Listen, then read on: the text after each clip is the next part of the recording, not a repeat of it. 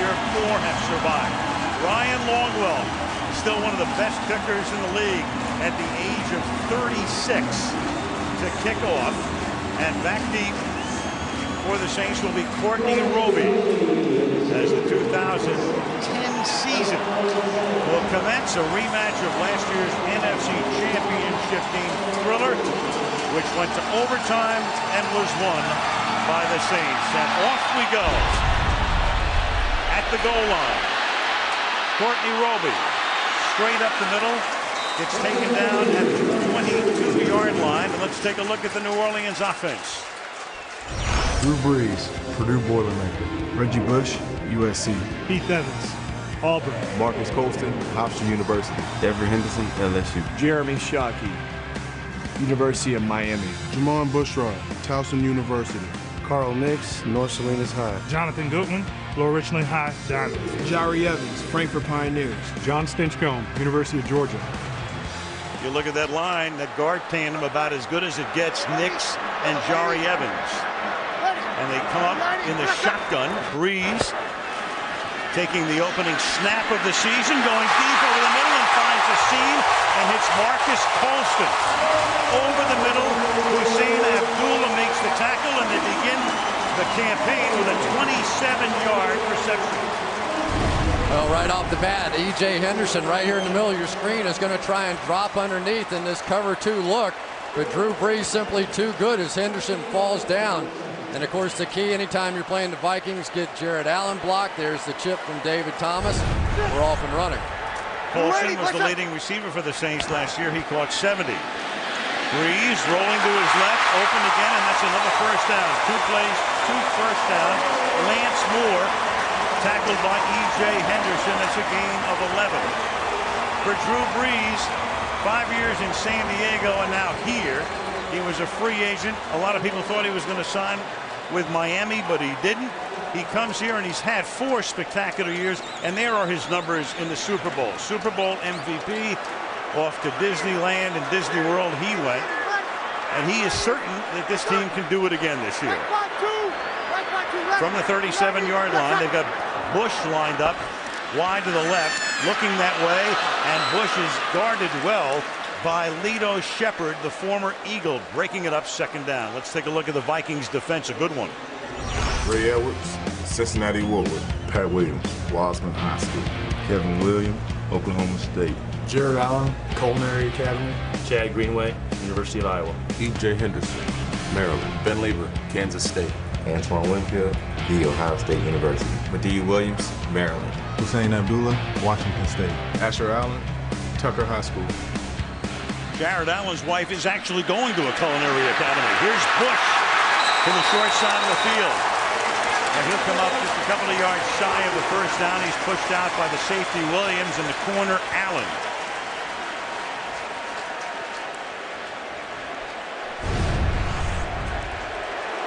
There's Torrey Humphrey, the tight end out there working on Jared Allen. They also had David Thomas with a little crackback block on the outside. And so far, we're seeing Drew Brees spreading this offense out because the Minnesota Vikings defensively are very short at the cornerback position.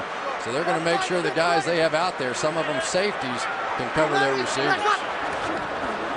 Nickel defense 3 wide. Brees stepping away, feels that pressure so well. The first flag of the season, and the catch is made by Devery Henderson before the moment gets in for a touchdown.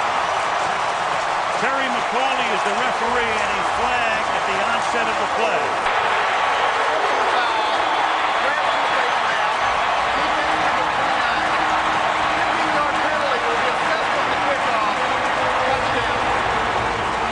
And the first touchdown of the season is a 29-yard reception. Right on the outside, you've got Devery Henderson on an out and up. Told you back the shortage at the cornerback position. Asher Allen starting in this one because of injuries to Cedric Griffin and Chris Cook. And right away, Drew Brees able to take advantage. 29 yards to Henderson on a 3rd and 2. Garrett Hartley, one of the postseason heroes for New Orleans. Big kick to win the NFC Championship game. Bangs it through. Perfect opening drive for the Super Bowl champs. 7-0 New Orleans.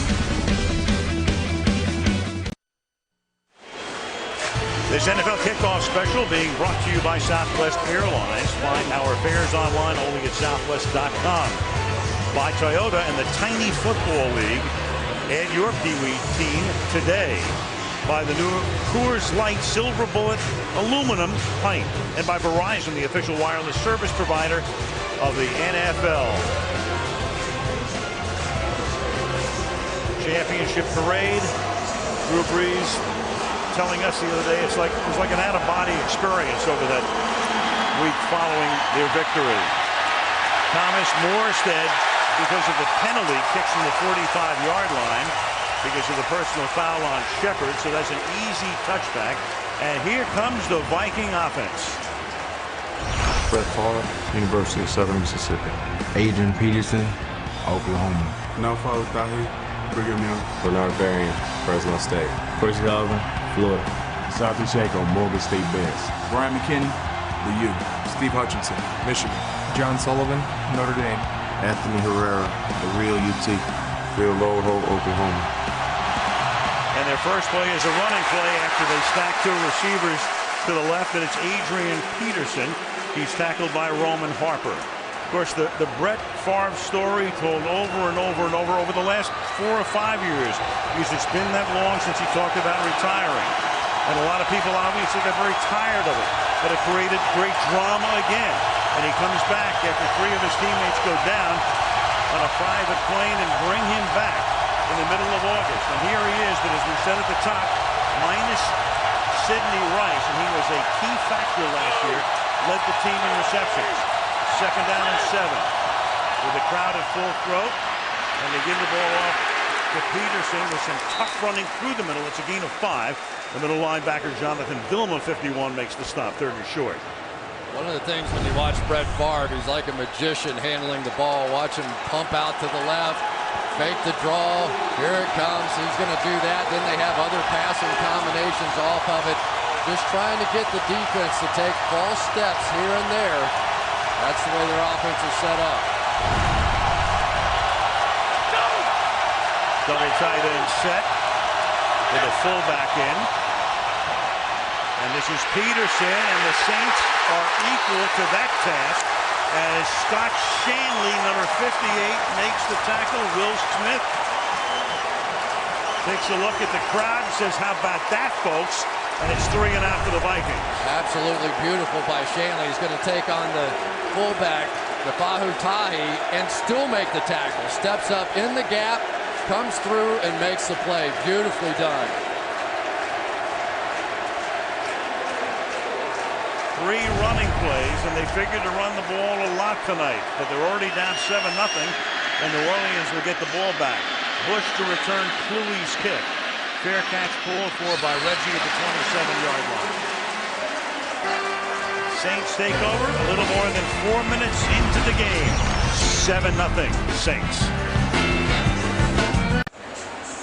4 decades, only 4 teams have led the NFL in yards and points in 2 straight seasons. And they could do it again this season with that explosive offense, and they're off to a pretty good start. Sean Payton's team on its first drive, scoring on a 29-yard touchdown pass from Breeze to Henderson. That was a 77-yard drive. This one starts from the 27-yard line. Breeze out of the shotgun. Backing up, sets up the screen. This is Thomas. And right there is Lieber to sniff it out and knock him down behind the line of scrimmage. And let's go back to the New Orleans touchdown. Well, it's the movement by Drew Brees, his ability to step up. Watch Stinchcomb over here as the pass rush comes around, and Drew Brees is simply going to take a deep drop, step up and through, and it buys all kinds of time.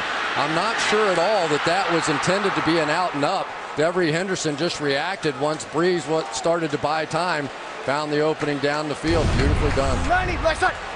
2nd and 12. And this time a screen back to Moore, who catches the 2nd pass of the night. You know, I was looking at the way Brees ran that play, Chris, and it's almost like a little bit younger Favre. I mean, just you make something out of nothing. You're going to get sacked. You step away, you slide, you move out of the pocket, and you find the guy. Well, that's what makes great quarterbacks. You know, those 2 guys are pretty good. And any time that you can buy some extra time, Those zone defenses get stretched. As a receiver, you get a chance to ad-lib a little bit down the field. Put 7 points on the board that time. And Breeze is as adept as anybody in the league right now, just feeling that pressure and taking that 1 or 2 step slide to the left or right and get free. And of course, he's only about 6'1", so he needs to find a little space to throw. A throwing lane, and there's another one, but it's a little too deep, intended for Devery Henderson. Henderson had gotten behind the corner. The safety comes over the top to provide the coverage, but the pass is a little long, and it's 4th down. And I think some of the guys in the booth are going to say we may need to keep going that way. Hussein Abdullah is the new starting safety. They've been fishing, trying to figure out who can cover back there. And Abdullah a little late to get there in that deep outside third. I think they'll try that again.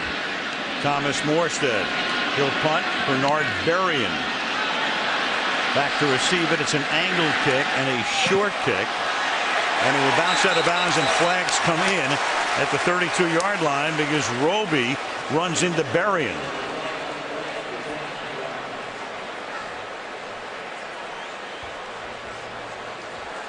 If he signaled for a fair catch, you cannot block after doing that. And that protects you, but it also... No foul for fair catch interference. The defender was pushing to the receiver. Timeout. All right, so Terry McCauley comes down, straightens things out. Favre and the Vikes back on the field. That's what Sunday Night Football Extra looks like at NBCSports.com. You can choose your own instant replay, your own camera angle, get all the news and information and stats. You've got a lot of options. God forbid they should ever give you an option of listening to a different set of announcers, though. That'd be an easy choice, wouldn't it? 1st and 10 at the 30-yard line. Second drive of the night from Minnesota. And Shanko makes the catch, gain of 8. Let's meet the Saints defense. Alex Brown, the Gator Nation. Remy Adele, South Grand Prairie High. Cedric Ellis, USC. Will Smith, The Ohio State. Jolon Dunbar, Austin College. Jonathan Vilma, for you. Scott Shanley, Nebraska. Jabari Greer, Jackson, Tennessee. Malcolm Jenkins, The Ohio State University. Roman Harper, Alabama. Tracy Porter, Indiana University. Porter, a big star with 2 gigantic interceptions in postseason. And Favre's second pass after his first one gained 8 is incomplete, intended for Percy Harvin. And Tracy Porter, who we just talked about, with an interception of Favre in the championship game, and a big interception to cement the Super Bowl against Peyton Manning. With the coverage, it'll be 3rd down and 1. Porter is a Louisiana kid. He grew up about a half hour from here. We were talking to him about Katrina the other day. He said it was a week and a half before he even knew if some family members were alive. Had no communication. Peterson keeps those legs churning, and because of that, picks up the 1st down. It was Vilma right there. They had him stop behind the line of scrimmage, but as tough a runner as there is in the league, Adrian Peterson picks up the 1st. Well, defensively, the Saints can't do it a whole lot better than that. Shanley hits first, and then Vilma right in behind it. But they simply were unable to get Peterson on the ground. Vilma had a clean shot at him. But Adrian Peterson, who's playing with a little added motivation after some miscues in the championship game, fought for that one. Miscues, namely 2 fumbles and another one that was charged to Favre. That was really Peterson's fault on a handoff. 1st down and 10. And Favre has a lot of time, and Brett goes deep, and the pass is incomplete. There was contact downfield, and you had Harvin being covered by the middle linebacker, Marvin Mitchell. Yeah, pre-snap on that one, Al. Marvin Mitchell was lined up about 10 yards down the field, and Brett thought he could still throw it in behind him. Here's Mitchell right here, and his job is going to be dropped down the middle of the field, and I think Brett thought Percy Harvin was going to keep going and just run by the linebacker. Instead, he slowed down and jumped on the other side and almost got it picked off. 2nd down and 10. Peterson swings to the outside, nearly gets tripped up, but stays on his feet and turns it into a gain of 17 with a flag down. Tackle made by Randall Gay.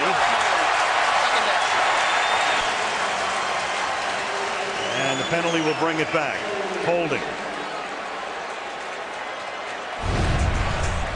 I think this was Visante Shanko right here on the right tight end. See if he grabs him right here. Was just as he goes by. There you go. What a run by Adrian Peterson, though. I thought he was going to fall flat on his face and put that hand down and kept on rolling. But that's the one thing the Minnesota Vikings hate to see. They had established a little bit with their running game. Now you got to deal with the crowd and protections. 2nd and 20. You have Albert Young now flanking for him in the backfield, and they'll empty the backfield. They send him in motion. So Brett is back there alone on 2nd down and 20. And the Saints rush only 3. 8 back to cover. Favre throws. Here's another flag. And that's Shanko making the catch.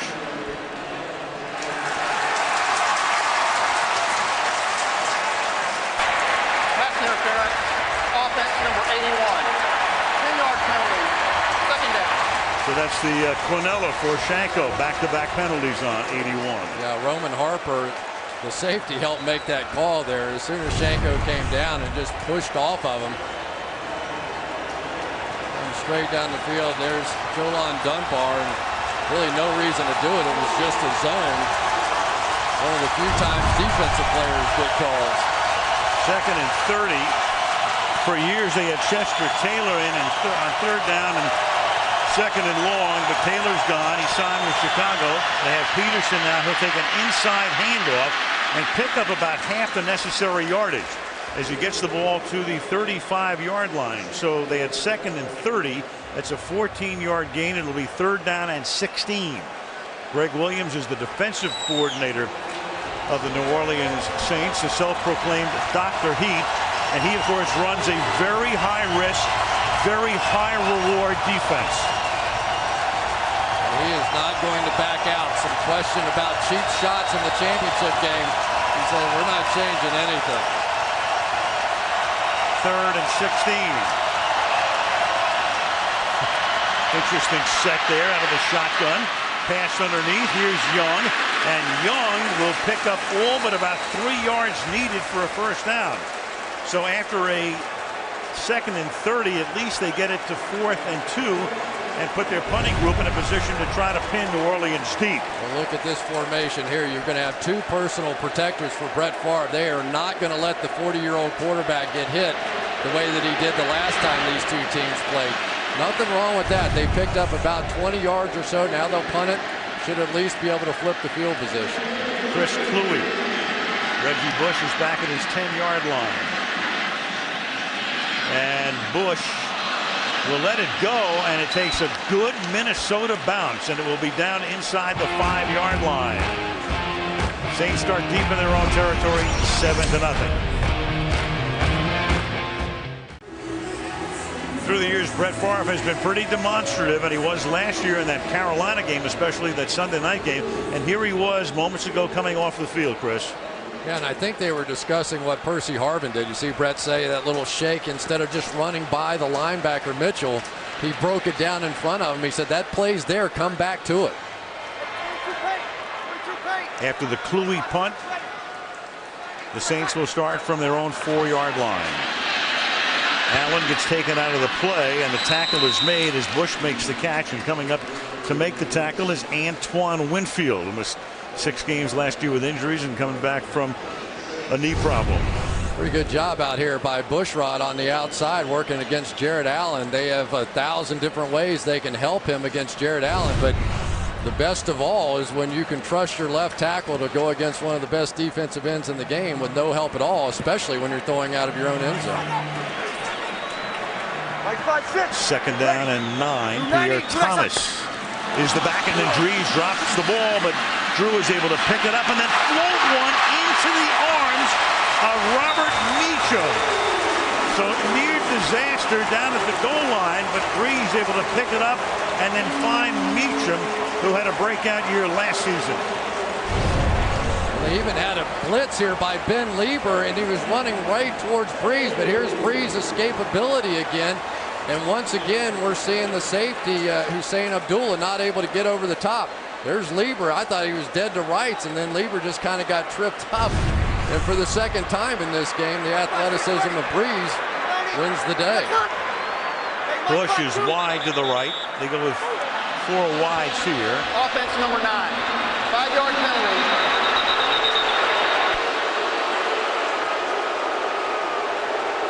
Well, unless Terry McAuley gets talked out of it, it's on Breeze. 5-yard penalty. First down. Couldn't talk him out of it. Sometimes tough to talk the boss out of anything. Terry McAuley in charge. They don't want those quarterbacks making real herky-jerky kind of motions to try and draw the defense off sides. Take a look at Drew Brees.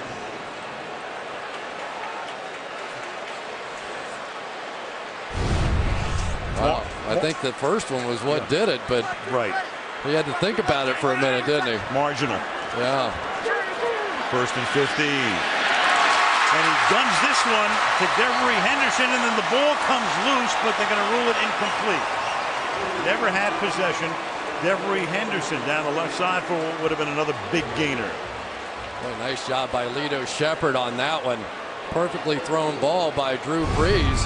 And Lito Shepherd is just going to cut the legs out from underneath Henderson here. Watch him come off his guy, hook those legs. And if you're wondering, is that catchable because he hits the ground? No. Once contact is made in the air, you've got to maintain possession all the way to the ground. And clearly he doesn't. 2nd and 15, 3:43 left. And Breeze is going to take a timeout before a 2nd and 15 call. New Orleans 7, Minnesota nothing on opening night. At 9 Eastern and Pacific and 8 Central and Mountain right here on NBC. New Orleans opening night. 2010 season underway. It's 2nd down and 15 after the Saints took a timeout from the 25-yard line. Breeze to Bush. Great slip move there. And he finally gets taken down by Allen. And he went right around Ray Edwards for a 19-yard gain. That time the Vikings look like they're going to come here. Instead, they drop out and come here. And watch Drew Brees here. Again, just buy a little time. Escape the pocket. Just feel that pass rush. Get outside. Get the ball to Reggie Bush. And look out. He's got a little added motivation himself after the week he's had. Talk about that as we go along. The Heisman Trophy controversy, whether we should give it back, whether they'll take it away or not. And the catcher's made at the 50-yard line. Jeremy Shockey is there. E.J. Henderson, and a fabulous story because the last time we saw him on a Sunday night game in Arizona, he broke his femur, the thigh bone, the longest and normally the strongest bone in the body. And at that point, when he's on the field, writhing in pain that night, you thought his career was over. And here he is 9 months later back in uniform. He had 6 weeks on crutches, 6 weeks with a cane. But it was interesting talking with him. He never doubted for 1 second, even lying on the field that night, that he was going to be back. 2nd down and 3. And the catch is made here by Meacham. You know, Meacham, when you look at the Saints and all of their weapons offensively, they've got Colston, who would be their #1 guy, and you saw Henderson with the touchdown pass. And then there's Meacham. So if you match up quarterbacks and receivers, and you took a look at a rating for a quarterback is 158.3. That's a perfect rating. And there they are. When Breeze threw to Meacham last year, they're the only duo to perfect a perfect rating since they started keeping those numbers, quarterback to receiver, in 2002. I'm no expert, but I'd say they ought to throw it to him more. Yeah. Breeze, who said a completion percentage record, has a ton of time again, swings it to the outside, and this time it's David Thomas, the #2 tight end, who makes the catch, and Antoine Winfield makes the tackle.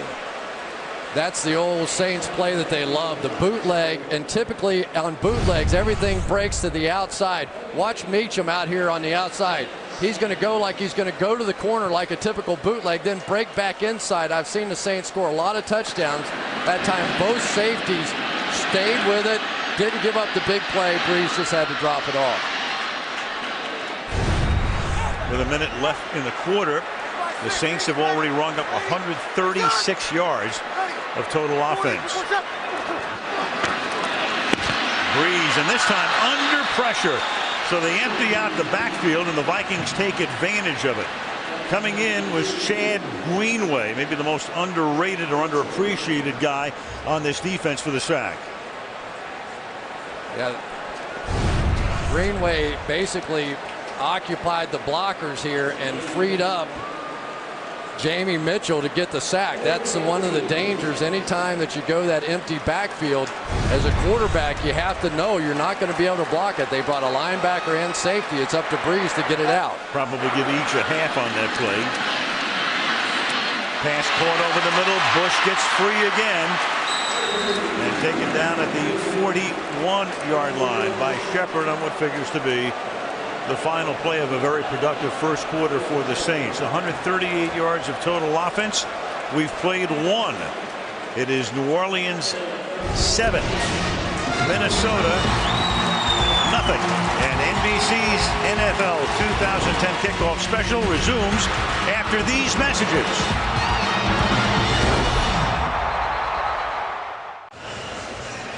The Superdome in New Orleans on opening night. Al Michaels, Chris Collinsworth, Andrea Kramer. 7-0 New Orleans after 1. And we start the second quarter with a punt.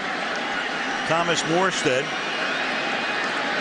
on the plus side of the field will boot this with some backspin, and it will be fair caught at the 11-yard line by Berrien. So the last time Brett Favre was in this building last January, it was a night to forget for him. Well, and what was remarkable was he took a beating like this and was never sacked. The Saints never had a sack, but look at all the hits that he endured, and then there were major questions on the part of the Vikings. What is all this stuff? Here he is coming out on a bootleg, takes a shot, the high-low shot. That's the one that he hurt his ankle on. And according to Brad Childress, he felt like that there was a plan, there was a method to that, and he had talked to a former player on the Saints, and he confirmed it.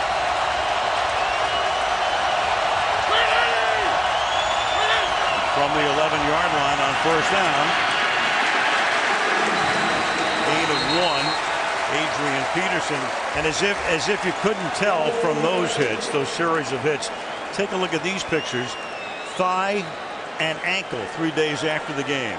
And Brett said that the thigh actually bothered him more than the ankle right away, but there was definitely some question. Had the Vikings won the football game, which they easily could have, what kind of shape would Brett Favre have been in for the Super Bowl? I almost said, would he have played? And that was the dumbest question of all. Of course he was going to play, but he would have been in some pain. It's been a long time since Brett hasn't played. 2nd and 10. Swings it out.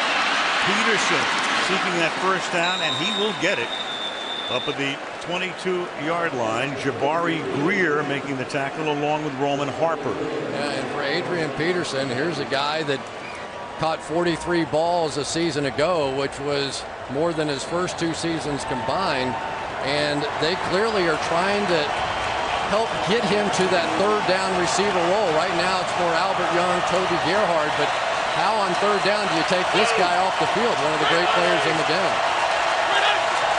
From the 22 now, fake toss. Gives it to Adrian Peterson again. He's such a tough runner, and that's one of the reasons that he fumbles so much. He's had 20 in his 3-year career. He had 2 in the championship game here last year. I mean, he sometimes he leads with the arm that's carrying the ball. Yeah, and one of the, they've done everything with him this offseason. They've tried a weighted football to train him. He says he thinks most of his fumbles come from when he's going to the ground, the ball, the hand with the ball in it, sometimes tries to break his fall, and that's how he ends up giving it up. And if you're the defense and you know a guy fumbles a lot, what do you think you're going to try to tackle? This time he covers up the ball with both arms and takes it up to the 30-yard line for a short gain. I tell you, one of the things that really impresses me about Adrian Peterson, though, there was a mix-up in the championship game on a handoff and a fumble, and it would have been easy after the day that he had all the fumbles to say, hey, we just mixed up together and fouled that thing up. He said, no. He said it was my fault. It was not Brett. It was totally me. He is a stand-up guy and one of the finest young men we'll meet in the game. Brad Childress pacing the sidelines.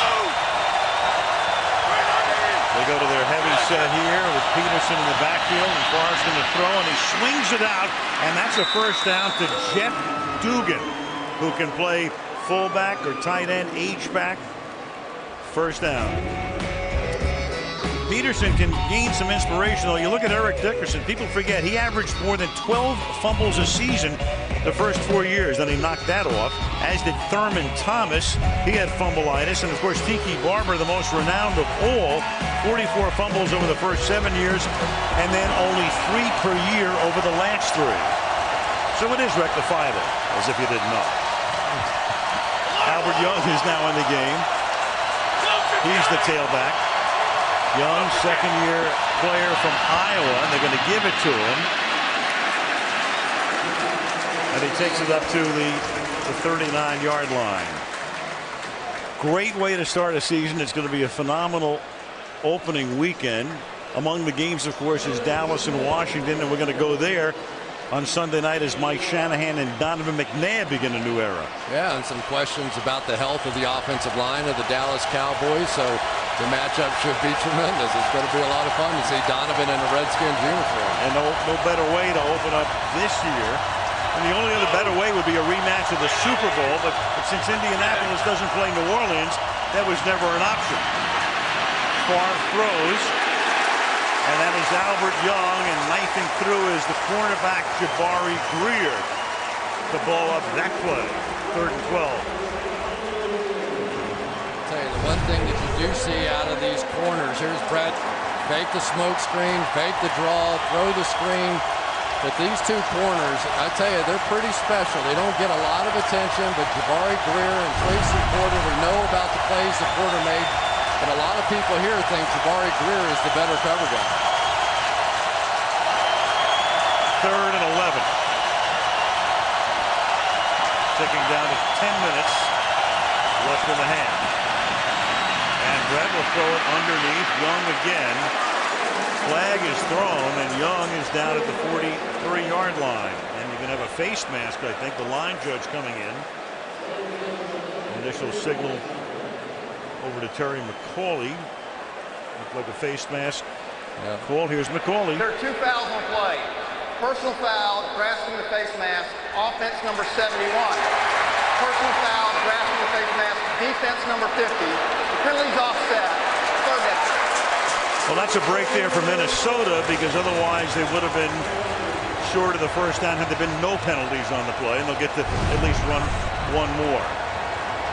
Well, it was easy to see Marvin Mitchell's face mask. On the other side, Lodeholt looked like he was going to get beat on the pass rush, right tackle, and he was just going to reach out and grab that face mask.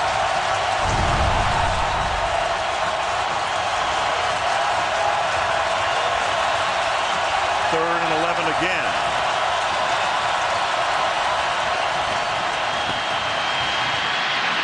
Favre over the middle, and it is caught at the 48-yard line. That's Shanko, covered well. Scott Shanley makes the tackle, and one of the best free agent pickups in the last 3 years. Visante Shanko, the former Giant, 15-yard gain and a first down. I tell you what, that was a great job by Brett Favre hanging in there. He had to hold it to the last second. And you just get the feeling that Brett is still trying to figure out these receivers on the outside. Without Sidney Rice, he just doesn't have that true go-to guy. Brett talked about how he could throw it to Sidney even if he was covered. But I think he's still trying to figure out who that next guy is going to be. Maybe it's Shanko. From the 49-yard line. Back to Peterson. Good run. Beauty. 9 yards. We haven't even touched on Favre's ankle. We're talking about Brett. He's going to be 41 years old in October. Remember, he had ankle surgery in May. And obviously not 100%. It's the left ankle. He's still hobbled, but appears, at least tonight, to have some fairly decent mobility. Yeah, a lot of news about the lubricant that he put in that ankle. He said he's going on a series of 5 different shots. He's already had 2 of them. And it's supposed to help that bone-on-bone friction that happens after all those surgeries. 2nd and 1. Peterson to the 36-yard line.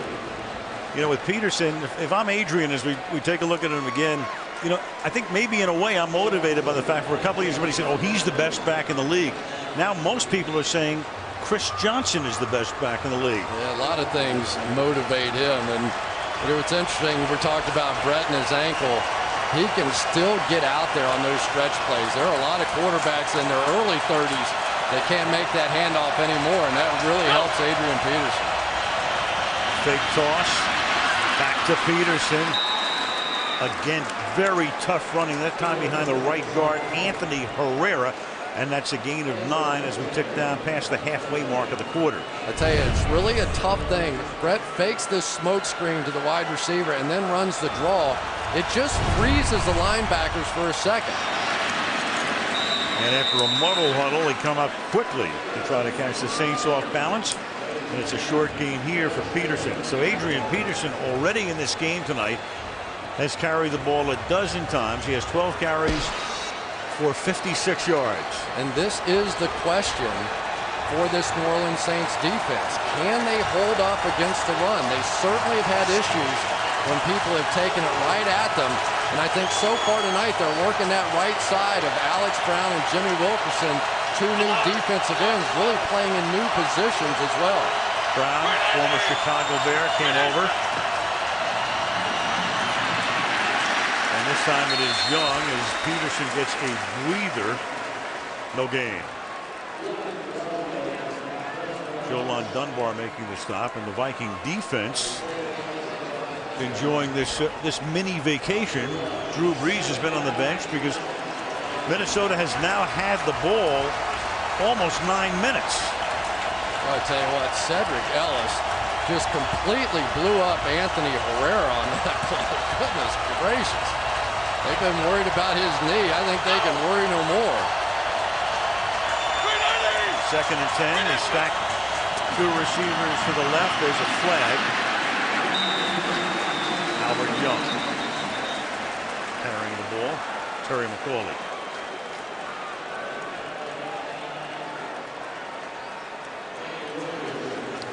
That'll cost them 5. Illegal formation. Offense. Number 40 was covered and then shifted. Penalties declined. 3rd down. Won't cost them 5, but it will cost them a down instead of 2nd down and 16, or 3rd down rather, and 9. It'll be 3rd down and 9. What an effective drive this has been. You're the underdog coming in. You're wearing down this defense, and you're working on the crowd. Looks like they're going to take a timeout, maybe give this defense a bit of a breather. They will. 5.5 minutes remaining in the opening half. 7-0. Super Bowl champion Saints. And you know we'd have about 3 of those. You, on the other hand, opt for collard greens and broccoli. And a Diet Coke. Po' boys. 3rd and 9 after the timeout taken by the defense. There it comes. They're in the blitz look. And they're all coming. And far throws, and the pass is incomplete as Greer was able to blanket Bernard Berrien. And they have held Berrien without a catch tonight. Well, Bernard Berrien did not have an on-target drop a season ago, and this is pretty close to qualifying. You see they bring 7. That's all out, which means straight man-to-man coverage on the backside. And it looked like Jabari Greer just got a hand in there. You see the coverage. That's with no help whatsoever. Big-time play by Greer. Brian Longwell, one of the 3 band of brothers. Steve Hutchinson, Jared Allen, the others. A 42-yard attempt. Those 3 went down to Brett Favre's house in Mississippi and brought him back 3 weeks ago. Good drive, but it results in only 3. 7-3. Capital. The Dallas Cowboys opening the season against the Washington Redskins on Sunday Night Football. Rivalry weekend on NBC. Here's the kick. 7-yard line. Courtney Roby. And Roby will get tripped up as he crosses the 30-yard line by Aaron Henderson. New Orleans 7, Minnesota 3. All sorts of football surprises tomorrow on the Today Show. There's the Superdome, such a symbol of misery 5 years ago, and tonight, 5 years later, the joint, of course, is jumping. Who would have ever believed it? I'll tell you what, and the people down here, how happy are they to see you come in and spend a little time? They love it. From the 32, Breeze goes to Thomas, And there's a flag down, and New Orleans' whole offense tonight has been pass. Offense number 78. 10-yard penalty. First down. John Stinchcomb. Saints have had only one rush in 25, almost 25 minutes of football tonight. That was Bush for 8 yards. And there is Breeze, who's thrown for 138 yards. He's thrown to 8 different receivers. 12 of 16. And that's Drew. That's what he did last year. Spread it around, as did Favre on the other side. First and 20. Kill. Like 5-2. Ready. Tackle right. 26. Ready. 90 for next up. Checks off. Throws underneath. Marcus Colston making the catch. 28-yard line. Talking about Breeze and what he did, and take a look at that. They had 7 players catch 35 or more, and only the second team in history to do that. You go back to the 95 Dolphins when Marino was spreading it around.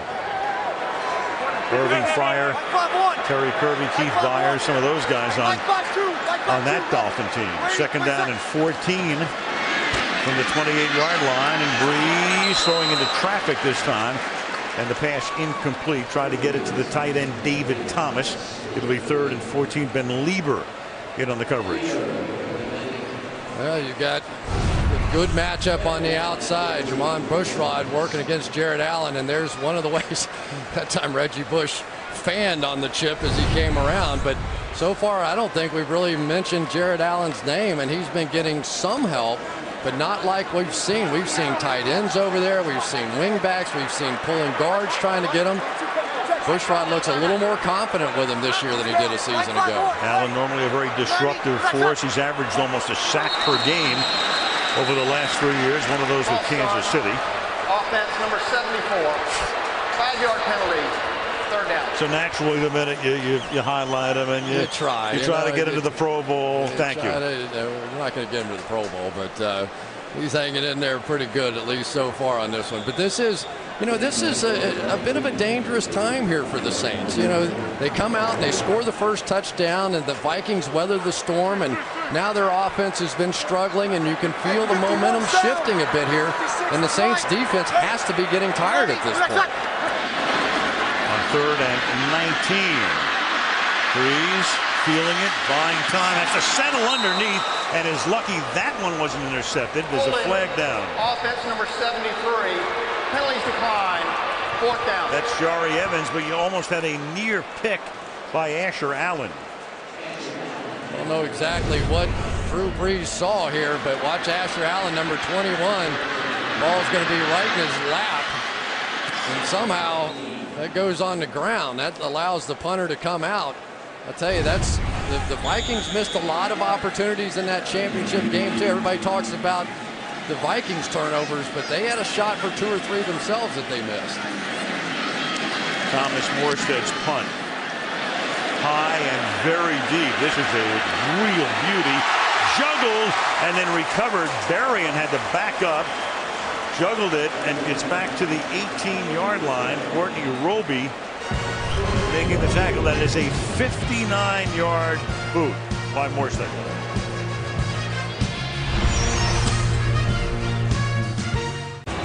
The 2 head coaches in this game, Childress and Payton, each went to Eastern Illinois. On Sunday night, we go to Washington. Mike Shanahan went to Eastern Illinois. So only Wade Phillips in our 2 games this weekend did not go to Eastern Illinois. Tony Romo. And Tony Romo went there as well. 1st and 10 from the 18-yard line. This drive begins with Favre throwing. Here's Harvin. Percy, who's been prone, of course, to migraine headaches, takes a pop from Tracy Porter, gets up and goes, no problem.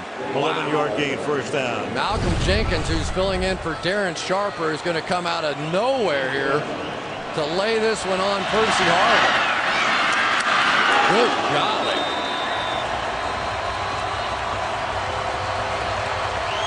Wow.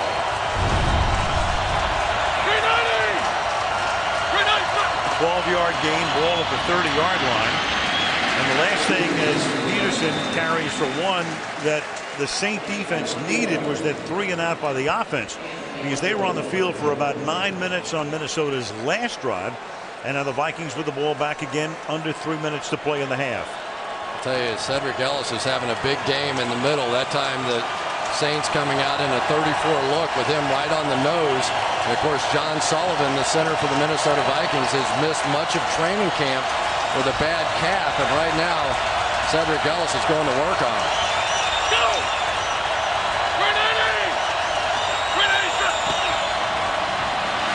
Far short shot, gets jostled, has it intercepted. It's Jonathan Vilma over the middle, so they finally get to Favre. They finally jostle him. He throws, he couldn't get anything on it, and Vilma right over the middle for the pick. Jonathan Vilma, who for my money was the best linebacker in the playoffs a season ago, as Brett tries to ad-lib a play, comes up and makes a mistake, and it is almost impossible to watch that play and not think of the interception. A little hold on the back end of that one as well, but not think of the interception. It ended the Viking season. And there's the guy, Roman Harper, who creates the interception by knocking Favre into his right tackle load hole.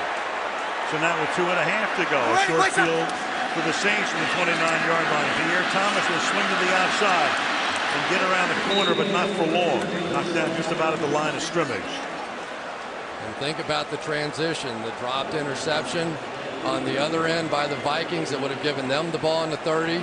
Punt it down the field, a great punt, and then Favre throws the interception. Quite a turnaround. Vilma had that pick on what's known as that high-low hit on Favre in that championship game, so he's been there, and we tick down to the 2-minute warning. 2 minutes to the half. 7-3 Saints.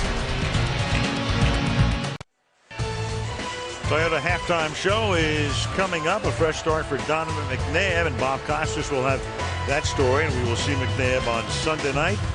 Tony Dungy, Rodney Harrison, they're right there with Dan Patrick as our crew has traveled to the Big Easy and ready for the Toyota halftime show. Jared Allen in the defense right now, trying to limit the damage after the Favre interception. 2nd down and 11. Quick count. And Thomas can't get anything started tonight. Pierre gets hit by Chad Greenway. Of course, he can't get anything started because they're not calling any running plays. Yeah, well, the Minnesota Vikings are a tough team to run the football against, so I'm not so sure that Sean Payton hasn't decided, you know what, I like our matchup against their secondary. They've got a couple of guys injured back there. We're throwing against safeties instead of corners. Let's do that. 3rd and 9. Right now you'll be looking at about a 47-yard field goal if they don't gain a yard on this play, and they will not. And Thomas looks for a flag and doesn't get one, and he got wrapped up and was covered on the play very, very well to make it 4th down. Now, Lito Shepard, that was pretty close over there on the tail end. Here's Bushrod out on the outside. Working against Jared Allen. He's going to get help from David Thomas, and really Allen has no choice but to try and go inside.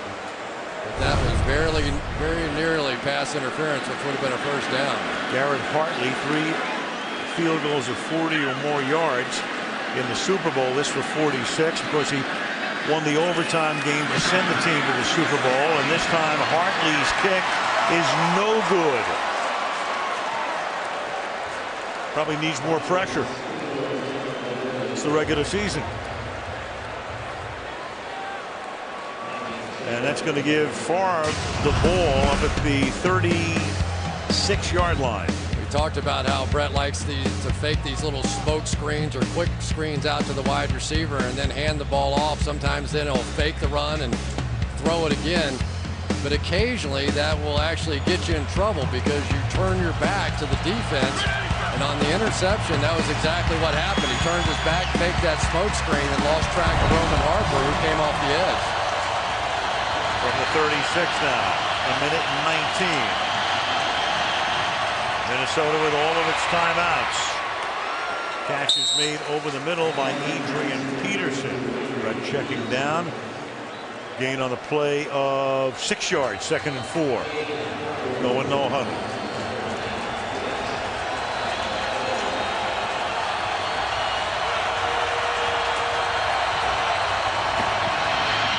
And it's a slant, and it's burying, but only a couple of yards, and they're shy of the first down. And the Vikings will now spend their first timeout. The Viking defense, of course, on that first drive of the game, they come out and New Orleans is all hepped up, and away they go, and down the field they march, and an easy touchdown drive. But since that point, that defense looks like, well, the Minnesota defense that we're used to. Yeah, I mean, really, they did a number on this Saints offense in the championship game. I think 275 yards of offense, which was the least that they were held to in any game that Drew Brees played. I think week 17 against Carolina, nobody played and they didn't get that many yards. But the best job that anybody did against the Saints a season ago was the Minnesota Vikings, and they gave up that big play on the scramble by Brees. But since then, they've really settled in, and they've settled in with some backup players. Their game plan, at least in the first half, New Orleans, pass, only 3 rushes. 3rd and 1. From the 45. They're going to give it to Harvin on the end around. Can he pick up the first down? He has to fight for it, and he does. That was a tough yard and a half to pick up the first down, and he is able to get out of bounds to save a timeout and stop the clock at 46 seconds. And now some shoving going on. You got Porter and Harvin, and we saw the 2 of them before. Percy Harvin not wanting to take any of that, but this is what you can do with a Percy Harvin. They empty the backfield, take Adrian Peterson out of there, and you're thinking, okay, they can't run the ball now. And here comes Percy Harvin, who did a lot of that at the University of Florida. They put him in the backfield, hand it off. He can do a lot of things. Vikings 2 timeouts left. 46 seconds. Here come the Saints. And the pass is caught on the run. It is Shanko getting behind the linebackers, finding the seam, and Farm says, let me take a timeout right here. Collect ourselves, we'll get set, 33-yard gain, stop the clock with 40 seconds and a first down. There you go. You try and get fancy on defense. Watch how they're all up here, going to fake the blitz, but then Shanley's going to try and drop underneath it, and he can't outrun Shanko. Nobody down the middle. Beautifully thrown by Brett Favre. Big time play. You know, you get up there, you love playing those games at disguise and all that kind of stuff, but you have to be careful on those runouts. Brett saw it and took full advantage. Ran right by Shanley. Favre is now 10 of 14 for 107 yards. I'm a little surprised we haven't seen more of Greg Camarillo in the game. He, of course, was traded for Benny Sapp because of the injury to Sidney Rice. Camarillo showed that he knew how to work some of those underneath zones. And I feel like Brett's looking for somebody out there. You know, he just doesn't have great confidence in the guys that are out there on the field reading that defense. Camarillo slot guy, much like Wes Welker, a Welker type. He's played very sparingly in this half. First down from the 20-yard line. Favre pumping, throwing over the middle, and it's caught by Shanko for a touchdown. And Brett Favre, who came into the building tonight, and he was laughing about it before the game. He said, I'm on the bus, and I'm thinking, what am I doing here? He's happy he's here right now. Touchdown, Minnesota. Oh, baby, I think he's found his guy, and it's Asante Shanko. Shanko with a huge year last year, 11 touchdowns, and you can see the confidence coming. That little out and up got him. And for Shanko, 4 catches, 76 yards. Longwell for the point after, and that one gets blocked. And of course, down the line, that could be significant. And Adele with the block to keep it as a 2-point game. Meanwhile, Shanko, that's his 19th touchdown pass over the last 2 seasons, plus 1 game. Watch Shanko right up here, run a little fake to the out, and then back up. And the key was the protection held up. Only a 3-man rush, which allowed Shanko to get right in behind Jonathan Vilma. Brett sees the 3-man rush and understands right now he has time. You saw him fake to that out where Shanko turned out, and then Shanko went up and got it. Look at the protection, though. all day. Plenty of time to set this up. The safety split. Bingo.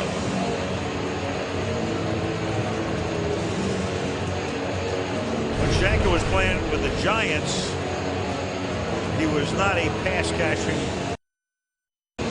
Minnesota was able to pick him up again, or pick him up from the Giants as a free agent. As we said before, that's one of the better free agent pickups in the last couple of years.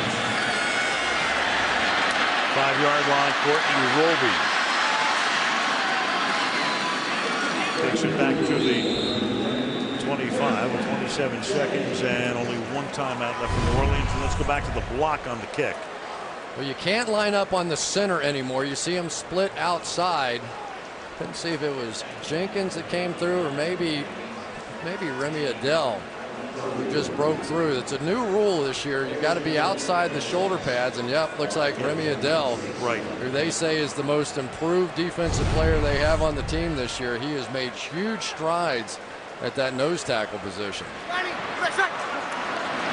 Now Breeze trying to get him into field goal range, and it's a wobbly duck as he gets hit. And Bush will sprint out of bounds. 23 seconds remaining. Now for Brett Favre, a little uncomfortable early on, but he's a guy that you can't let get settled. You know, you can't let him get comfortable, and they have not been hitting him the way that they did in that championship game. The Vikings came in absolutely determined that no matter what else happened, Brad Childress was not going to let Brett Favre take that kind of beating again. 3 rushes, and this will be the 21st pass. And it's a short one, and trying to get out of bounds, and unable to do it is Jeremy Shockey. And that's going to take us, unless they call a timeout, to the locker room. Hard to believe after this start, it's 9-7 Vikings now. Very hard, but that is the end of the first half. In the Superdome with the score Minnesota 9. New Orleans 7. Coming up next, the Toyota halftime show. But first, these messages from your local NBC station. Superdome, New Orleans, Al Michaels, Chris Collinsworth, Andrea Kramer, and Minnesota will get the ball to start in the second half after a missed New Orleans field goal attempt. Favre leading Minnesota down the field to take the lead. 3 rushing plays in the first half. Last year, in every game played in the league, no team had fewer than 4 in the first half. So it's all about Minnesota missing some people in the secondary, but really unable to capitalize except on that opening drive of 77 yards. You know, and they've had some short series as well, so that defense has been out there taking body blows from Adrian Peterson, and especially on opening day, you wear out quicker than you do at any other point in the season. Morstead kicks off. Second half underway. 2 yards in the end zone. Percy Harvin, and that's a great open field tackle by Courtney Roby. Let's go to the sidelines. Andrea Kramer. Andrea. Well, Al, I asked Sean Payton about that play selection in the first half. 22 passes, only 3 runs.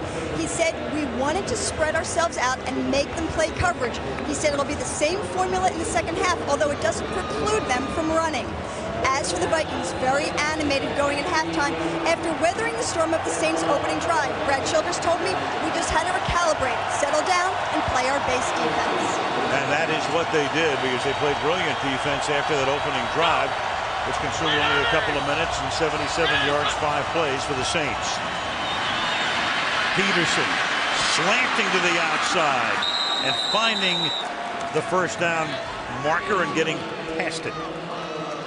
So that'll move the chains. It's a gain of 13, 61 yards on the ground for the Vikings. And of course, the Saints didn't run the ball at all. Passing yards pretty close to being even, and then 1 turnover in the half by Favre on the pick, but New Orleans unable to capitalize.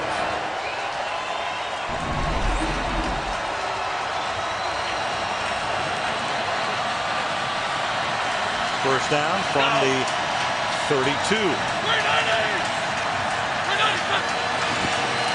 Ronstarcher comes in for leverage and provides it as Peterson goes through the middle.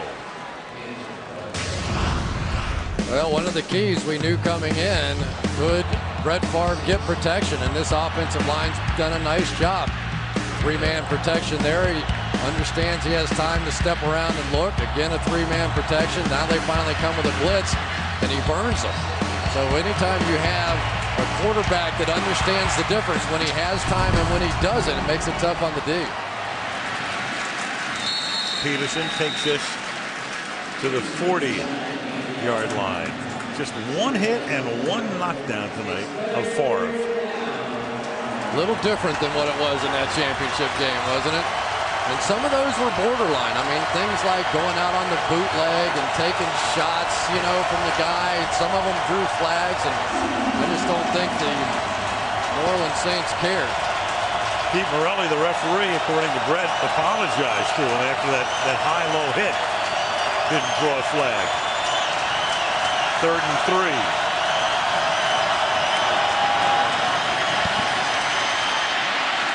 Slings it to the outside, and that is incomplete. It's Berrien on the sideline, and it's Jabari Greer in his 7th year from Tennessee. Came over as a free agent from Buffalo with the coverage. Well, they're going to get some tangled feet here, but it doesn't matter. This is not a foul. I'm sure everybody's screaming at home in Minnesota, but tangled feet there, that is not a penalty. Chris Kluwe. This is his 3rd punt of the night. The 2 earlier ones were 48 and 46.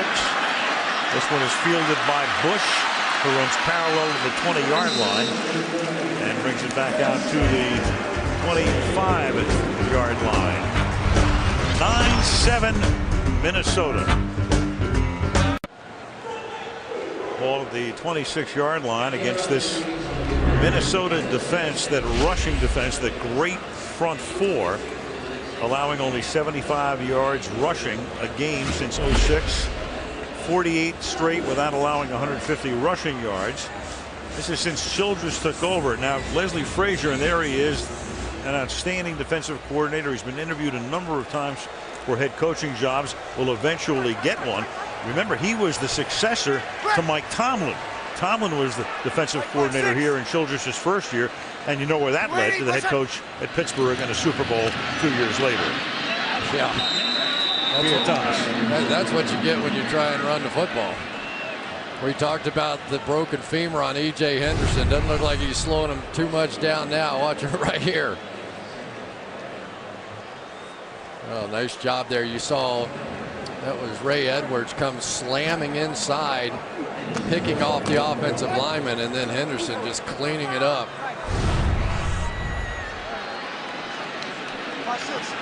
Bush and Thomas are now both in the game. Thomas, the running back, and Reggie in the slot. And now they finally find some running room. And very close to a first down goes Thomas. That looked familiar, Al. That's exactly what we were talking about with Brett. Taking that smoke screen out there and coming back with the draw. He's going to raise up, freeze the linebackers. They're moving backwards.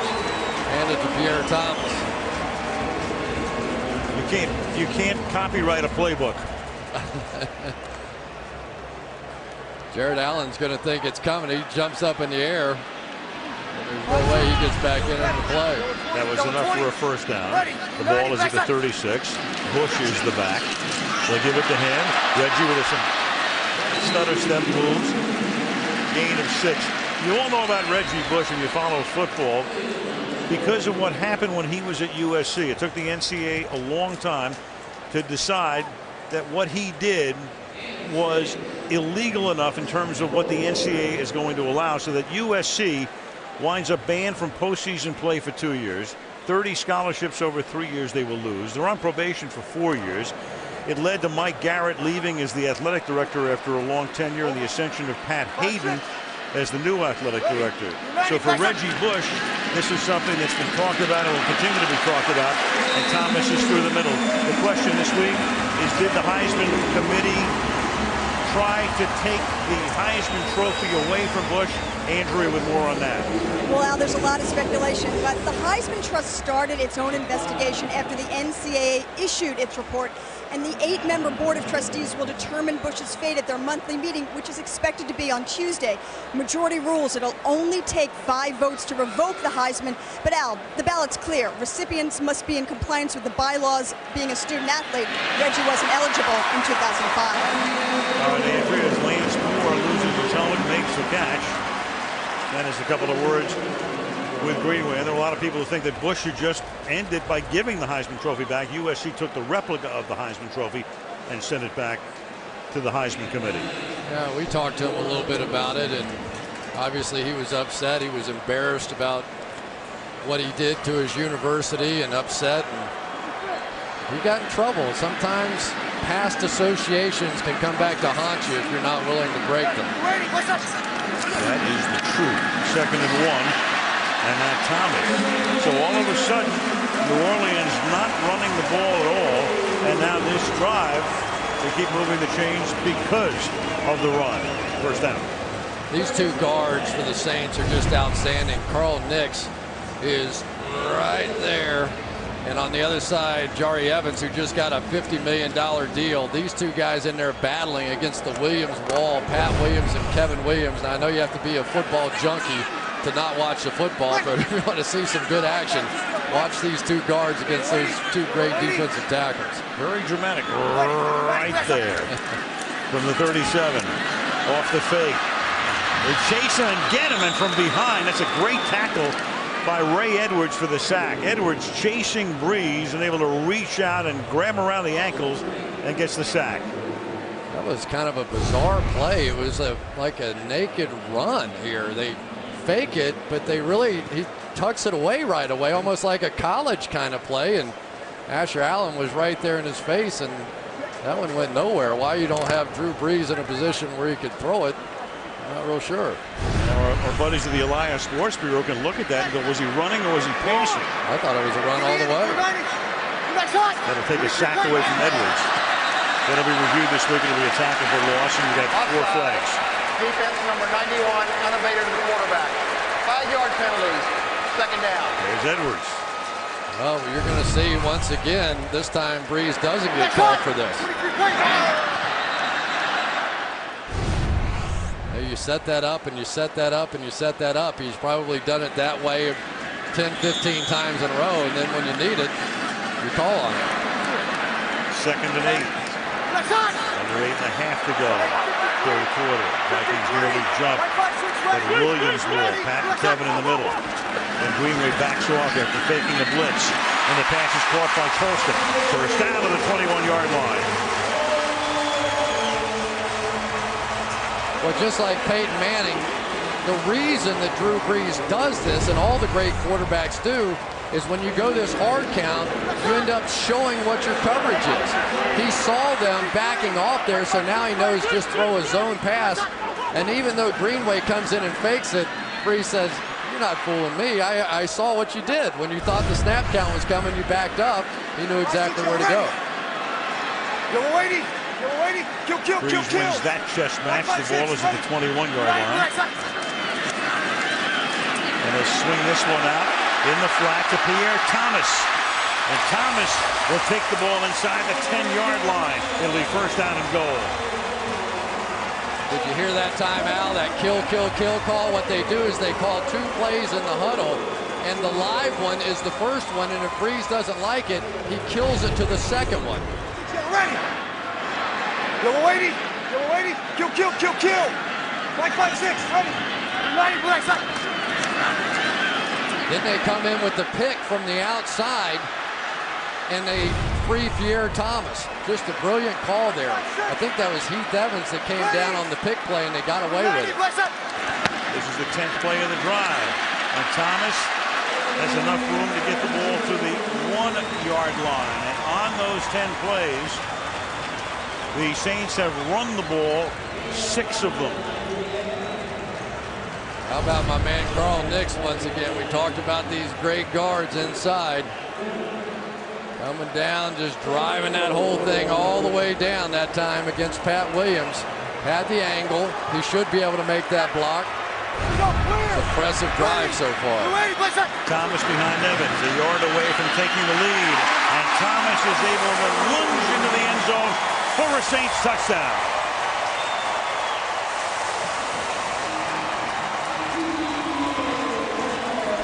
Well, you talk about putting guys in the Pro Bowl. Check this one out right here. Carl Nix. Goodbye, everybody. Nice job by Heath Evans as well.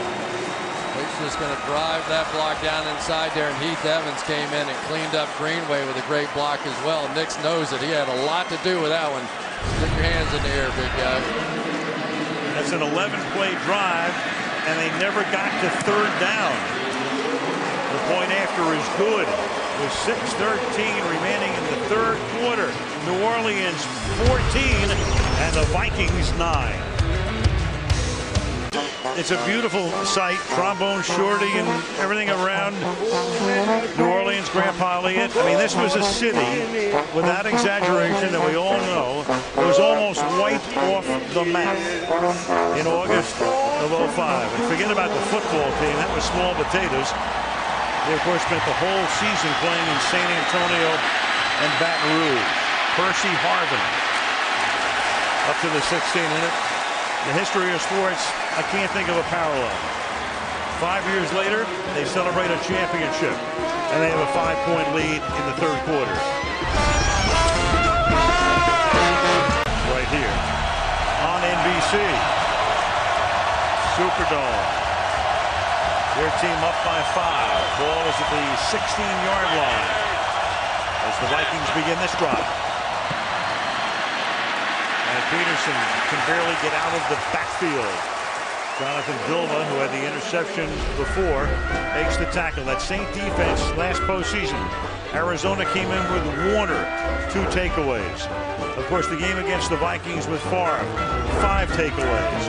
And then in the Super Bowl, 9 hits on Peyton Manning. The 1 takeaway was the interception by Porter that wrapped up the game. Turned a 7-point lead into a 14-point lead. And you take a look at those 3 guys, you know 2 of them for sure are going to the Hall of Fame, and Warner should. 2nd and 10. Ball is at the 16-yard line. And Favre throwing for Harvin, and is it picked off inbounds? No, it's not. Malcolm Jenkins jumps up, makes the catch, but comes down out of bounds, so it's incomplete only. You want to feel good about the season right now. Malcolm Jenkins just showed he can make a play. Remember, he took over for Darren Sharper, who only had 9 interceptions, 3 of those were touchdowns. Big questions about whether this defense would drop off with Malcolm Jenkins in there. And Greg Williams, the defensive coordinator, told us no way. He went out to Ohio State, scouted him, talked to him, said, I know he can play the position. He's done a great job. 3rd and 10. Favre throwing, and that's low and incomplete. That one's intended for Greg Lewis. First time he's looked Lewis's way tonight. And there is Darren Sharper. We talked about him. He's on the physically unable to perform list, but can come back after 6 weeks. Well, and now with the lead, the Saints are feeling a little more confident bringing pressure. And one of the reasons they're feeling confident is these corners are winning the battle against the wide receivers on the outside. Chris Kluwe. Bush. It's a 46-yard kick. And Bush can get out of his own tracks, but finally at the end, all kinds of coverage on the play, and that's Heath Farwell, who went to the Pro Bowl last year, making the tackle.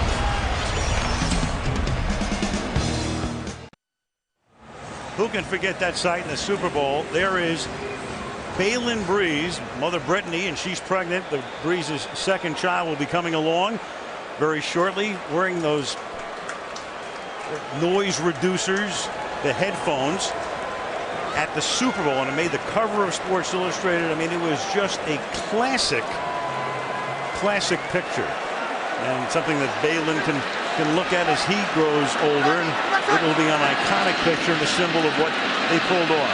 Here's Thomas on the screen, and he gets taken down here for the gain of 3. You know how wacky this world is, Chris? So here's Breeze. He's got the 1.5-year-old and a baby on the way. His opposite number tonight, Brett Favre. Brett, when the game is over, will get in the car. He will drive back to Hattiesburg because they don't have to play until a week from Sunday. And tomorrow, he will go to the christening of his grandson. Parker Brett is being christened in Hattiesburg tomorrow. Grandpa, congratulations. You know, some of the guys he's playing with were babies when he came in the league, too. Yes, they were. Second down and 8 from the 33-yard line. And Breeze slips this one to the outside. Another great tackle there so that Bush can't escape, and that's Jamarcus Sanford making the stop. Now they really had to do just so much back there in the secondary, trying to just make do for a little while. Cedric Griffin, their corner, who played so well a season ago, 4 interceptions. He's out with a knee. They think he's close. Chris Cook, their #1 draft pick, he's out with a knee. So basically tonight they're playing safeties at corner-like positions, which is why the Saints keep spreading everything out. And to correct that tackle call, that was Hussein Abdullah who got the start tonight, who makes the stop. And that's a story in and of itself as well. 3rd down and 7. And that's caught, and that's Lieber making the tackle on Robert Meacham. So the Vikings hold, and it will be 4th down and 6. Well, that time the Vikings come with blitz here and blitz over here. And basically all they're doing, though, is bringing 5. It feels like about 7 guys are coming, but that's the whole zone blitz concept. You show 7, you drop 2 out, and he really had time to make that throw. Morstead's kick is end over end and fairly short, and fielded at the 26-yard line by Bernard Berrien, who takes it back to the 31 and is a little shaken. 2:56 left in the 3rd. Saints by 5. There's Jonathan Vilma, who really is the Drew Brees of this defense. In the Super Bowl, he checked off 60% of the plays in that game against Peyton Manning. And his line to Greg Williams, the offensive coordinator, after the game was, "I out-checked the checker in this one, Coach." And there is the defensive coordinator. So Vilma had a fabulous day going against the master, and now this is Peterson. Some nifty running to the 38-yard line. Go back to Jonathan Vilma and his performance in this game last year. You'll see Jonathan in the middle here, a strange formation. He ends up checking to a cover 2, and this is going to lead to the interception. Tracy Porter comes across the field. Favre's going to roll away, but there's no receiver over here, so Tracy Porter's freed up. We talked to Tracy. He said, he's not going to throw it. He's not going to throw it. He threw it. He couldn't believe it, and there he sat. 2nd down and 4. Favre, can he escape? No, he cannot. Cedric Ellis got enough of his shirt to take him to the ground. Well, Cedric Ellis is having a pretty good game. I'm not so sure they weren't trying to set up a screen there, but he deserves a little credit. He's been making plays all day long. They've been playing him right on the nose here, probably because of John Sullivan's injury. Getting double teams, just going to break through. You can see it looked like they were trying to set up a screen, but the Saints had it covered, and Brett just had to eat it. Less than 2 minutes remaining. 3rd quarter. Favre on 3rd and 13. And again, they stack the backs in the gun. He gets extra protection, but it cannot pay off. He tries to hit Harvin over the middle. Harper on the coverage, and they'll punt again. He cannot figure out Percy Harvin, and that's on Percy Harvin right there. It was man-to-man coverage. Percy's got to break that across the face. Those are the reads you have to make as a wide receiver in this league. When you see man coverage, you don't shut it down. Brett expected him to keep going. Percy, for the 2nd time tonight, stopped, and he fooled Brett. Here's Kluwe's kick. And he angles that one to the sideline, and then it will be downed at the 27-yard line. In the history of the NFL, a lot of great coach-quarterback combinations. Minimum 50 games since 1950. You had Young and Seifert averaging 27.5. Dan Fouts and Don Coryell, Air Coryell, that's 27.5, second highest. And then third would be Drew Brees and Sean Payton with the highest at 27.9 points per game. It was interesting talking about how Sean Payton recruited Drew Brees here. We'll get into that in a minute. From the 26-yard line.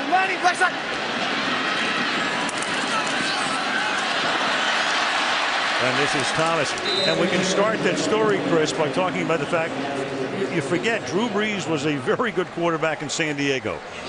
Then they get Phillip Rivers, so they have to make a choice. You can't have them both. So Rivers is going to be the guy. That makes Brees a free agent. Yeah, he's a free agent, and really only two teams showed any interest at all, the Miami Dolphins and New Orleans Saints. He goes down to Miami. They put him through this battery of tests and 6 hours and an MRI machine and all these kinds of things. He came to New Orleans, and they just said, we want you. We know you're going to be great. We know you're going to be healthy. You're going to be the man here in New Orleans, and he just felt more confident here. And the big issue, of course, is he was coming off shoulder surgery, and he launches this one, and it is Colston who can't hang on. Would have been close whether he would have been in bounds anyway.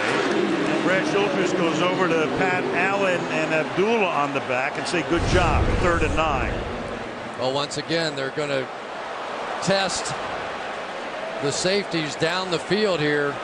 Hussein Abdullah got there a little bit late, but it was Asher Allen who was there just enough to knock that football out. That looked like it was going to be a completion. Good play by Asher Allen.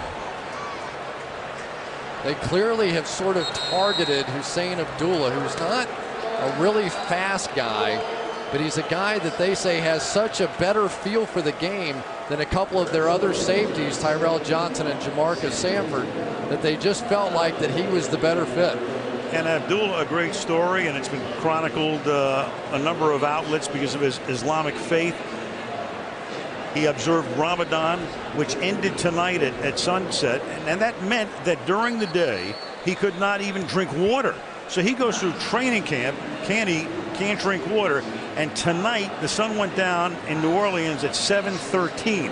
So at 7:13, or about 23 minutes before kickoff, he could then eat again, and certainly he could drink water again. And he said, I wasn't going to eat a big meal, maybe I'd have a banana or so, but here's a guy going through training camp without food or water. He's a remarkable young man. I can tell you, after having gone through many a two-a-days, I would have said that's impossible to do. Me too.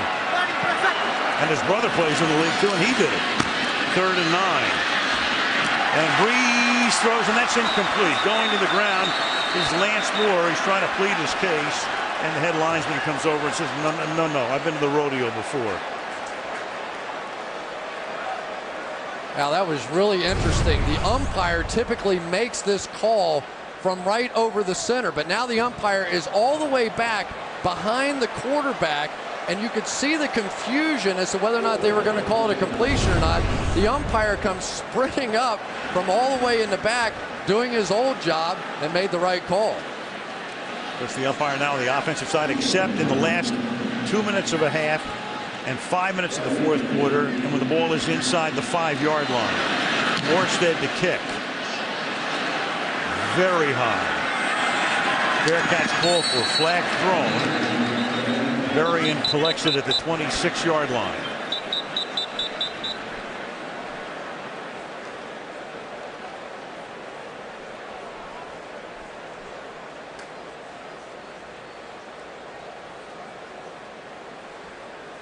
Call by McCauley. Caps off. Somebody ran out of bounds. Yep. Offsetting here.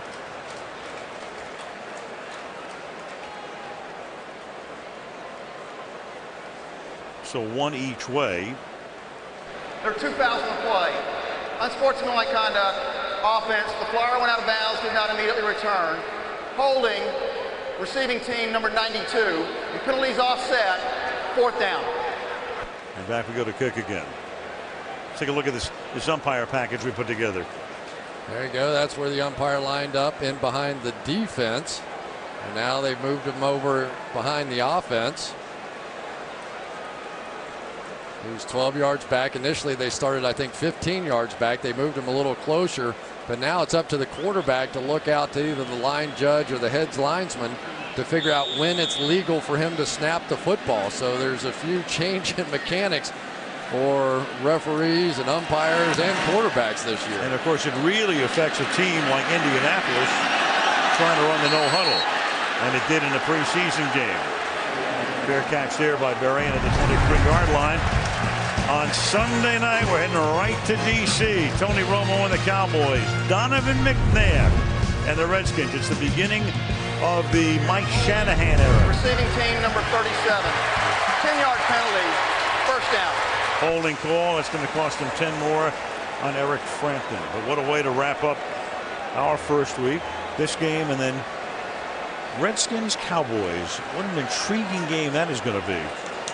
Well, bold moves again by the Washington Redskins, no question about that. And Donovan, I think, maybe as much as anything, is going to add some confidence, just a little swagger, add a little fun to the locker room, and that's a franchise that needs it.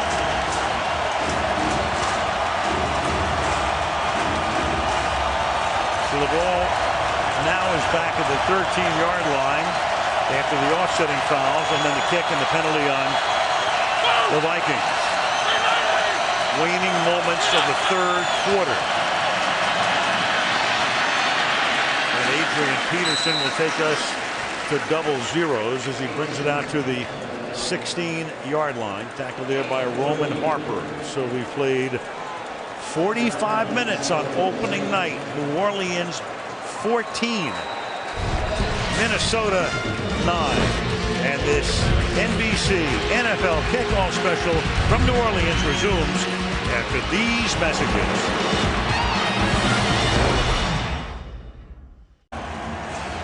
Fourth quarter, New Orleans. Al Michaels, Chris Collinsworth, Andrew Kramer on opening night. That same offense, they've owned the fourth quarter. 91 points outscoring their opponents in the fourth quarter, and in the Super Bowl they came from behind to beat Indianapolis by outscoring the Colts 15-0 in the fourth. So we start the fourth. Saints up by 5. Favre throws into traffic and has it knocked away. That's Harper right there, banging it away from Shanko, trying to get free over the middle. 3rd and 7. Well, if you've been wondering what happened to Visante Shanko in the second half, it's number 41, Roman Harper. They have made a switch. They started this half with Shanko split wide. Roman Harper went out on him, and they basically were playing the run. That's all well and good as long as Roman Harper, a Pro Bowler, can cover Shanko. He's done a beautiful job so far. Saints adjustments working to the point that Favre in the second half is 0 for 5. He was 11 for 15 in the first half. Under pressure again, and that pass is deflected, and somehow that is Klein saucer, and one official will overrule the other. Had a better look at it and said it's incomplete because you had Roman Harper and Alex Brown converging to hit Favre as he got rid of it. Oh, Dr. Heat brought some here, and then you'll see the linebackers going this way. And somehow Brett got close on this one. This is one of those floaters that more often than not, and good call by the officials, end up more trouble than good. He got his hands underneath it. Those bouncing balls, they don't usually give you credit for them, though. So Brett still hasn't completed a pass in this half, and now Bush will go back. A couple of years ago, Bush ran back 2 punts for touchdowns in a game against Minnesota. He might challenge it, huh? Yep. He did have his hands underneath it. There was a bounce, but then the question becomes, did he catch it off the bounce? Minnesota is challenged that the pass was complete. Timeout. Okay, we'll take a peek at this one. Did he come up with it or not? I don't think so.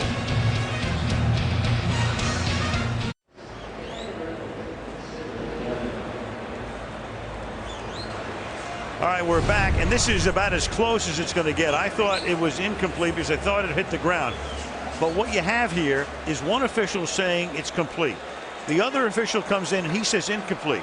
The second official overrules the first official. So the call on the field is incomplete. After Here's review, McCauley. the ruling on the field stands. Incomplete pass. 4th down. Minnesota is charged with their first timeout. that is about as close as you can get. Well, you know, Al, I'm not so sure if this had been called complete.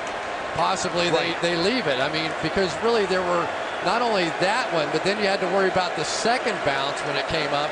And I think that the league now is trying to move towards, it has to be so conclusive to overturn. They want to leave these alone. But the interesting thing about that is you had the play called two ways on the field. Now the second ruling overrules the first.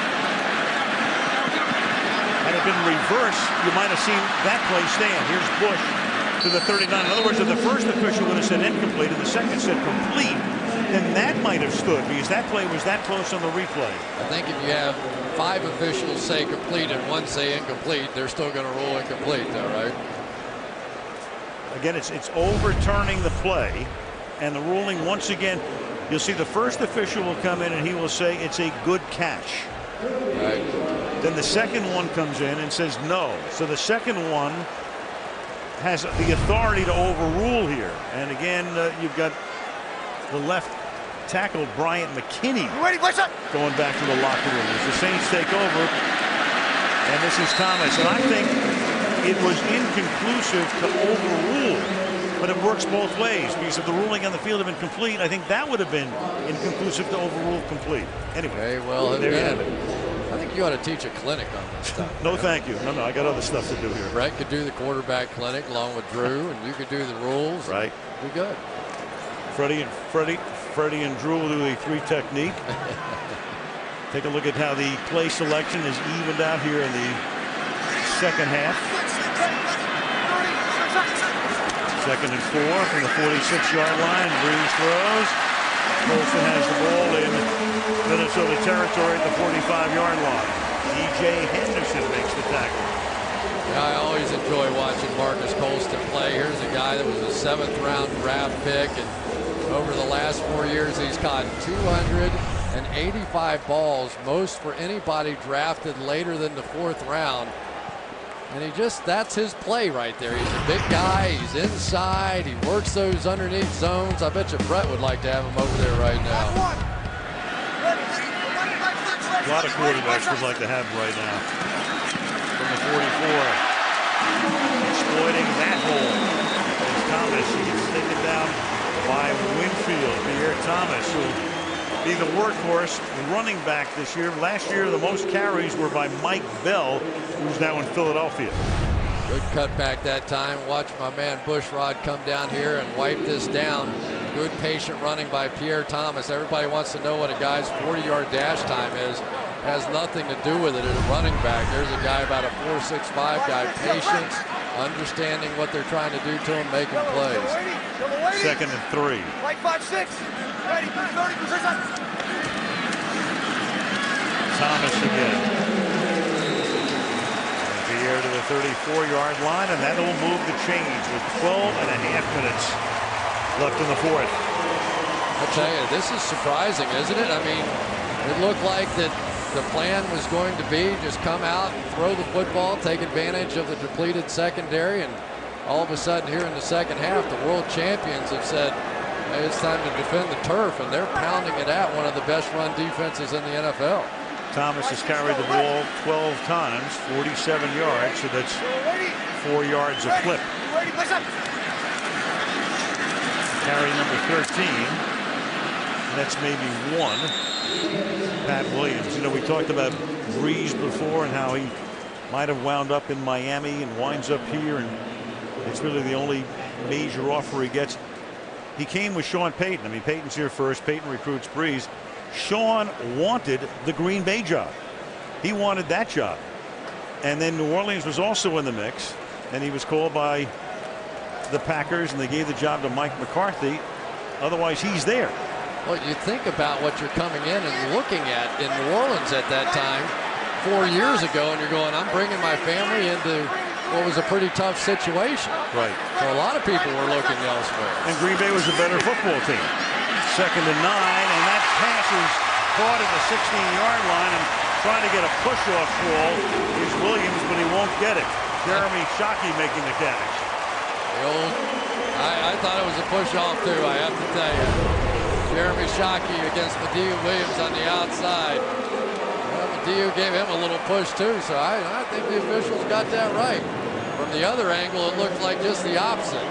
Here it looks like Mediu's doing the chicken fighting, and the other one it looked like Shockey was. He's playing football. Gain of 14. Right line 6. From the 18 now. Running to the strong side, but getting nowhere is Pierre Thomas.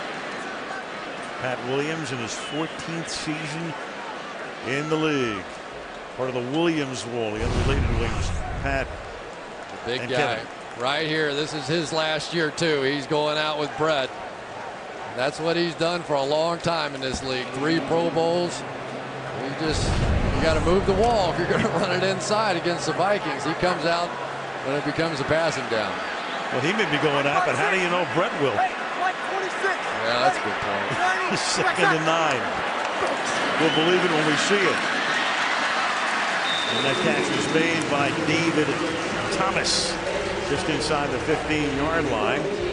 That's going to set up a key 3rd down and 6. A drive, obviously, that New Orleans wants to have culminate with a touchdown, because a field goal would make it an 8-point game and a 1-possession lead. Yeah, one of those you can point to certain plays in a ball game as the deciding factors, and here we are with one. Key 3rd and 6. The back is Bush. Breeze to the corner of the end zone, and reaching up and not being able to come down with it is Robert Meacham. Couldn't hang inbounds. Threw it over Asher Allen. He was beaten, but Meacham can't come down with the ball in the end zone. Oh, it did come down. Right. It would have been a completion. He got the knee down, which was all he needed. See that knee hit? If he had caught it, that would have been a touchdown. Couldn't get possession. Garrett Hartley now. This will be a 32-yard attempt. Missed one from 46 earlier. And this one is no good. He missed that one. Maybe he needs more pressure. Hook that one deep into the rough. 14-9 it remains.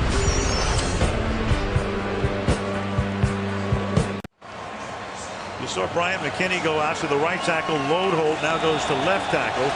And the backup right tackle, Ryan Cook, comes in at right tackle.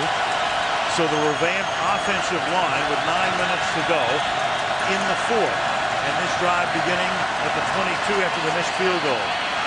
Spinorama for Favre, and then for Shanko over the middle, and the pass is incomplete.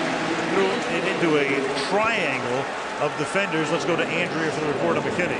Yeah, Al, they took Brian McKinney in the locker room with a finger injury. They're calling his return questionable. I was watching them manipulate his fingers on the sideline, and he was grimacing pretty badly. That's why McKinney is out of the game, and so Loadhold did a good job as a rookie last year on the right side. Favre, meanwhile, in this half, Brett is 0 for 7. This is their 5th possession. The first 4 have all ended with punts, and 3 of them on 3 and outs. Over the middle, it's a short game. Gets the ball into the hands of Jim Kleinsaucer, now in his 12th year in the league, and all of those with the Vikings. Well, and they basically have taken away Shanko, and now Brett has no faith in anybody else to go make a play for him. The one thing about Ryan Cook, he was the right tackle, so it's not like he hasn't played that position before Loadhold took his place, so he does have experience at that right tackle. This defense needs a rest, too.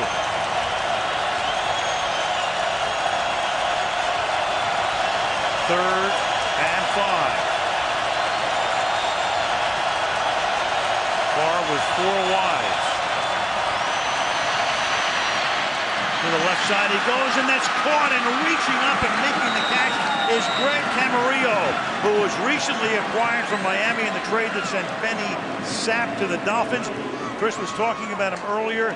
Normally operating out of the slot, a welter type, and a 29-yard huge catch for Minnesota. He's a pro. He's not fast. He set up the defensive back, and Brett knew exactly what he was doing. He never looked at anybody else. He was, once Camarillo got in the game, just like he did in those preseason games, he went right to him. I have just been stunned he hasn't been in more. That Camarillo lined up initially in the slot, and Berrien went behind him, and they ran out of the stack, and he gets free on the sideline. Peterson, meanwhile, is split this time wide to the right. Favre is able to shovel it. Chest pass, and a flag is down as he throws it into the arms of Holding, offense number 71, 10-yard penalty, first down. And that's Lode Holt, now playing left tackle. One of the tough things when you're playing against Will Smith and he tries to rip underneath you, Lode Holt just basically grabbed him by the shoulder pad there, and that's an easy call. Will Smith, 13 sacks on the year a season ago, far and away the best pass rusher on this Saints team. First and 20 now, up at the 47-yard line.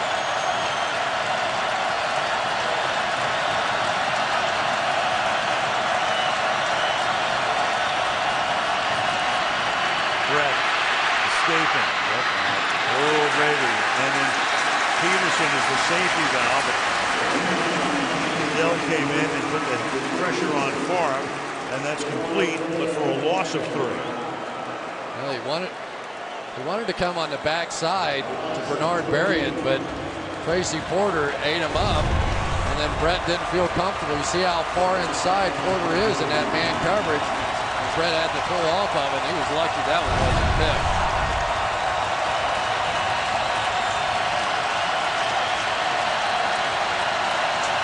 Six and a half minutes to play. Second and 23. Good protection this time. And he gets the ball into the hands of Greg Lewis, but they have a lot of ground to make up. That's only to the 44-yard line. And that'll make it 3rd and 11, a gain of 12 on that play. Bill Lode Holt's having a rough time over here with Will Smith. Brett did a great job just buying enough time and then threw it all the way back across his body. Watch him just figure out a way to get that pass off, and then pure arm strength. His body may be dying, but that arm is still lively. 3rd and 11, they have to get to the 33-yard line. They got a blitz coming there.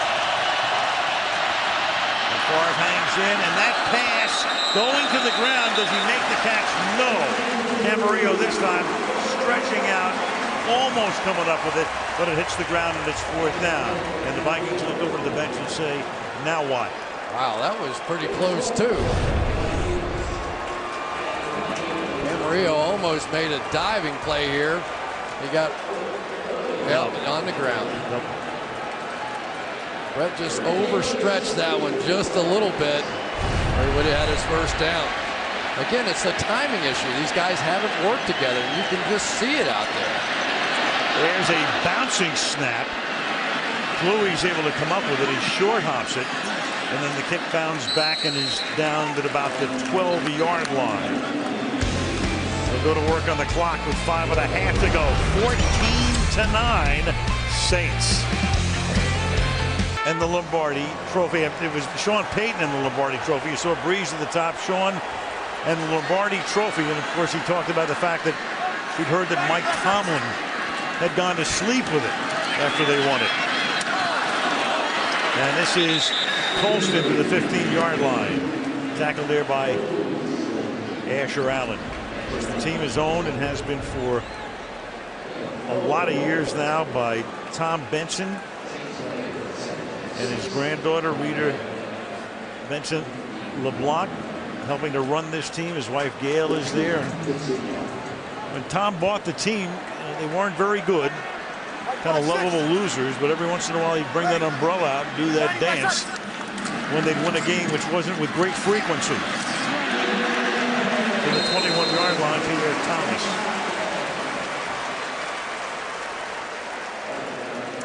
Pierre Thomas has really just found a way to make it work. Jari Evans inside. We talk about these guards all the time. Here's Jari Evans right here now. Finds a way to get big Pat Williams out of there just enough to set up this 3rd and short. It's been a fist fight inside between these two guards, and 2 defensive tackles. Saints are only 1 of 8 on 3rd down. This is a big one. They can take a lot of time off the clock, and they'll be able to do it because the pass is caught by Heath Evans. And so when you do that, you force the other team into a situation. Either they're going to use their timeout, so you're going to take almost all of the 40-second clock away. Watch Antoine Winfield get fooled. He thinks it's a run. Heath Evans runs right by him. Pick up the 1st down. What a great call by Sean Payton. That's the kind of guts this guy has. Who'll ever forget the onside kick to start the 2nd half? When I first saw him for this game, I said, you're out of your mind making that call. They would have your entire life used that against them. That didn't work. And of course, he's Super Bowl champ now. Thomas, I mean, that's one of the great calls in football history when you consider what was at stake, and it turned the game in New Orleans' favor. But that's the great thing about sports. I mean, it took about a minute for them to figure out who had the ball.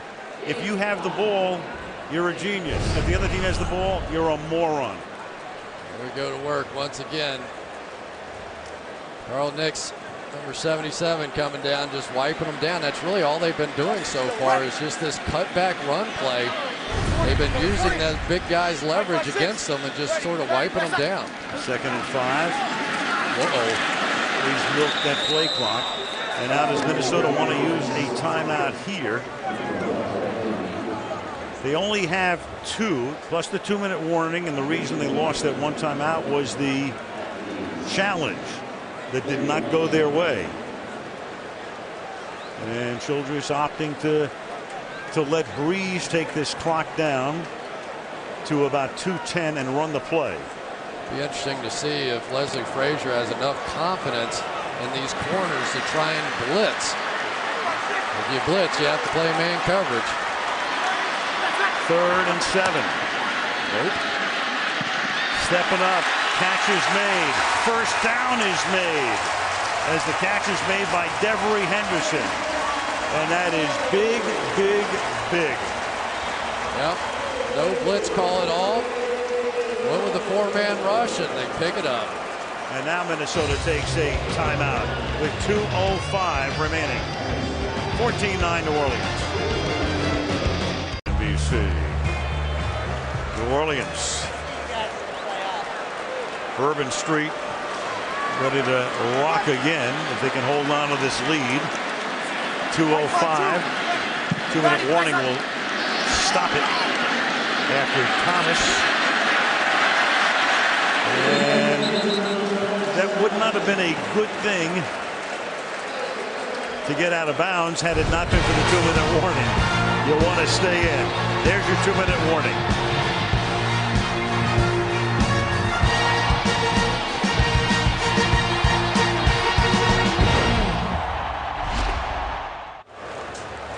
Here's the math. 2nd down and 6, assuming Minnesota stops them without a 1st down here.